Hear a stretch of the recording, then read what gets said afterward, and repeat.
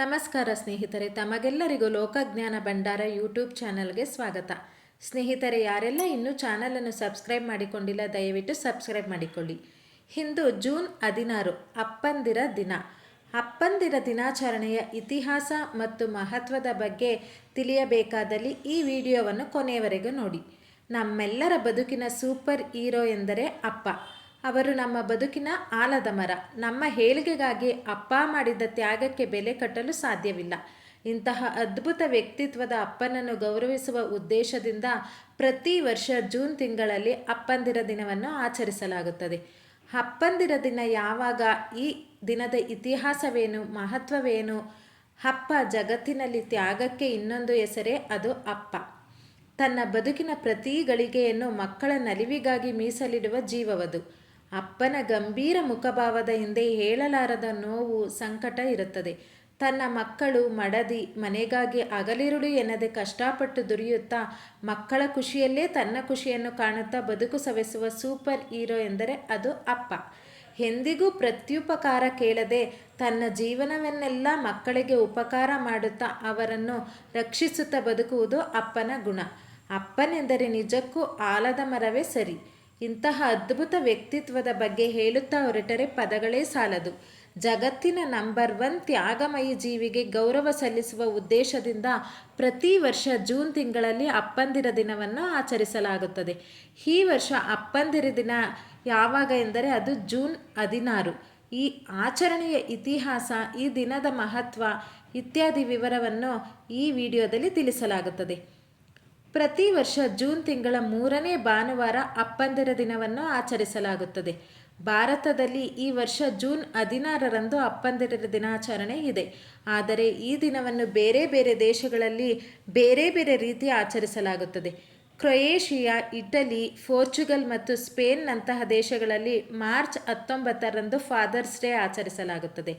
ಥಾಯ್ಲೆಂಡ್ನಲ್ಲಿ December 5ರಂದು ಮಾಜಿ ರಾಜ ಭೂಮಿಬೋಲ್ ಅದುಲ್ಯಾದೇಜ್ ಅವರ ಜನ್ಮದಿನದಂದು ಆಚರಿಸಲಾಗುತ್ತದೆ.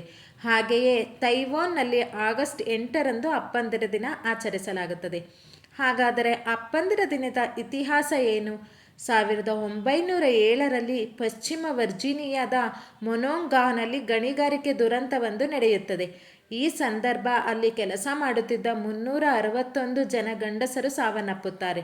ಅವರಲ್ಲಿ 250 ಅಪ್ಪಂದಿರಿದ್ದರು. ಅವರ ಸಾವು 1000ಕ್ಕೂ ಹೆಚ್ಚು ಮಕ್ಕಳನ್ನು ಅನಾಥರನ್ನಾಗಿ ಮಾಡಿತ್ತು. ಈ ಘೋರ ದುರಂತದ ನೆನಪಿಗಾಗಿ ಅಪ್ಪಂದಿರ ದಿನವನ್ನು ಆಚರಿಸಲಾಗುತ್ತದೆ. ಈ ದುರಂತದಲ್ಲಿ ಗ್ರೇಸ್ ಗೋಲ್ಡನ್ ಕ್ಲೇಟನ್ ಎನ್ನುವವರು ತಂದೆ ಕೂಡ ಸಾವನ್ನಪ್ಪಿರುತ್ತಾರೆ. ಅವರು ಈ ದಿನಾಚರಣೆಯನ್ನು ಜಾರಿಗೆ ತರುತ್ತಾರೆ. ಇನ್ನೊಂದು ಕಥೆಯ ಪ್ರಕಾರ ಅಪ್ಪ ಸತ್ತ ನಂತರ 6 ಮಕ್ಕಳನ್ನು ವಿಧವೆ ತಾಯಿಯೊಬ್ಬರು ಒಬ್ಬಂಟಿಯಾಗಿ ಸಾಕಿ ಸಲಹುತ್ತಾರೆ. ಆ 6 ಮಕ್ಕಳಲ್ಲಿ ಸೊನೋರಾ ಸ್ಮಾರ್ಟ್ ಡಾಡ್ ಎಂಬ ಮಹಿಳೆ ಕೂಡ ಒಬ್ಬರು. ಇವರು 1909ರಲ್ಲಿ ತಾಯಂದಿರ ದಿನದಂತೆ ತಂದೆ ದಿನವನ್ನು ಆಚರಿಸಬೇಕೆಂದು ಕರೆ ನೀಡುತ್ತಾರೆ. ಆಕೆಯ ಆಲೋಚನೆಗೆ ಸ್ಥಳೀಯ ಚರ್ಚ್, ಅಂಗಡಿಯವರು, ಸರ್ಕಾರಿ ಅಧಿಕಾರಿಗಳು ಒಪ್ಪಿಗೆ ಸೂಚಿಸುತ್ತಾರೆ. ಹಾಗಾಗಿ ಆಕೆಯ ಆಲೋಚನೆಗೆ ಯಶಸ್ಸು ಕಾಣುತ್ತದೆ. ಇದರೊಂದಿಗೆ 1910 ಜೂನ್ 19ರಂದು ಮೊದಲ ಬಾರಿ ಅಪ್ಪಂದಿರ ದಿನವನ್ನು ಆಚರಿಸಲಾಯಿತು. ನಂತರ ಜಾಗತಿಕ ಮಟ್ಟದಲ್ಲಿ ಜೂನ್ 3ನೇ ಭಾನುವಾರ ಅಪ್ಪಂದಿರ ದಿನ ಆಚರಿಸಬೇಕು ಎಂದು ನಿರ್ಧರಿಸಲಾಯಿತು. ಹಾಗಾದರೆ ಅಪ್ಪಂದಿರ ದಿನದ ಮಹತ್ವವೇನು?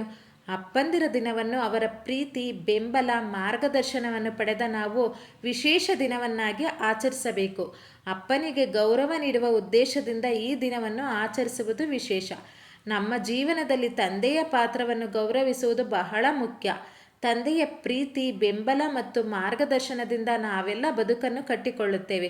ಒಟ್ಟಾರೆ ನಮ್ಮ ಬದುಕಿನ ಅಡಿಪಾಯವೇ ಆದ ತಂದೆಯನ್ನು ಗೌರವಿಸಿ ಆದರಿಸುವುದು ಈ ದಿನದ ಮಹತ್ವವಾಗಿದೆ. ಸ್ನೇಹಿತರೆ, ಈ ವಿಡಿಯೋ ನಿಮಗೆ ಇಷ್ಟವಾಗಿದ್ದಲ್ಲಿ ಒಂದು ಲೈಕ್ ಕೊಡಿ. ಹಾಗೆ ಯಾರೆಲ್ಲ ಇನ್ನೂ ಸಬ್ಸ್ಕ್ರೈಬ್ ಮಾಡಿಕೊಂಡಿಲ್ಲ ದಯವಿಟ್ಟು ಸಬ್ಸ್ಕ್ರೈಬ್ ಮಾಡಿಕೊಳ್ಳಿ. ನಿಮ್ಮ ಫ್ರೆಂಡ್ಸ್ ಮತ್ತು ಫ್ಯಾಮಿಲಿಗೂ ಈ ವಿಡಿಯೋವನ್ನು ಶೇರ್ ಮಾಡಿ. ಧನ್ಯವಾದಗಳು.